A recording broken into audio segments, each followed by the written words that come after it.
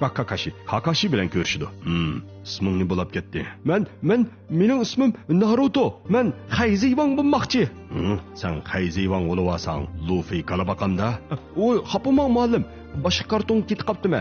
Men mushu o'tgantiga kanat boshlig'i bo'lmoqchi. Sel, yangziva, siz Johan. Men Sakuragi Hanamichi.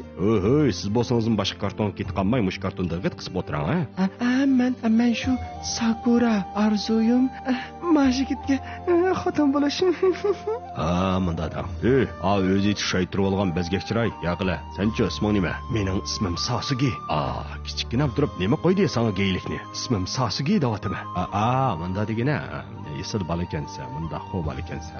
Kakashi bularga har xil gumplarni o'gitdi. Masalan, qo'lim yetishalmaydi boshimga, tormuzim yo'q uchib chiqdim shoxinga degandek yugurish mahoratlarini. Kunlarning o'tishi bilan ular tirishib o'ginib, oxiri o'xyodek chichib raketadek usurdigan bo'libdi. Oshundoq bir kuni ular bir vazifa topshirib oldi. Ya'ni bir qiyerni uyga olib qo'yishdi. Bu jarayonda Kakashi bir qur leksiya so'zlab o'tdi.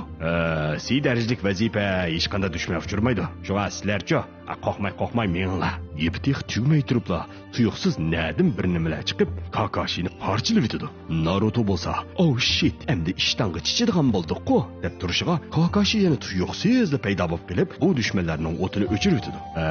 Mana bunday ishlar anda-sanda uchrab qoldi, hayron qolmanglar. Anda-sanda Narutolar yuqori darajalik ninjalarning yangisini mana tunji qitim ko'rishidi. Ular nishonga yetay deganda yana to'satdin. Hayron bo'lmanglar. Bu kartonda ashunda to'satdin bo'lgan ishlar yomonjiq. To'satdin bir niqobli zangduch paydo bo'lib qoladi.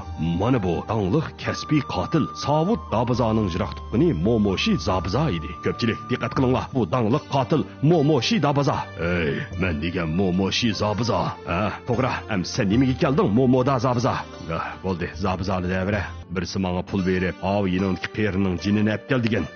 Jinini og'ini kelganmi? Bu qiyrining bu yoshga kelganda nariga jini bo'lsin. Janalardan izlab baq. Janallariga Kakashi bilan Zabuza bir qapas vahshiy chilishib o'tdi. Ishning sal yomon bo'layotganligini his qilgan Kakashi amal yo'q o'zining meytungsini ko'rsatib qattiq to'laydi. Maska taqib yurgan kunlarda kimning ko'zi chiroyli bo'lsa, shu uftudu.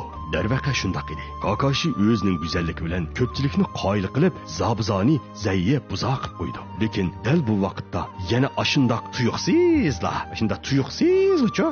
Bir niqobli odam Rintoni olib ketdi. Va bu bo'lmadi-ku. Ming taslikni doya qilib chaluvlar qilib qo'ysak, ma kelib birdamda changrin to'qsi bo'lamdi.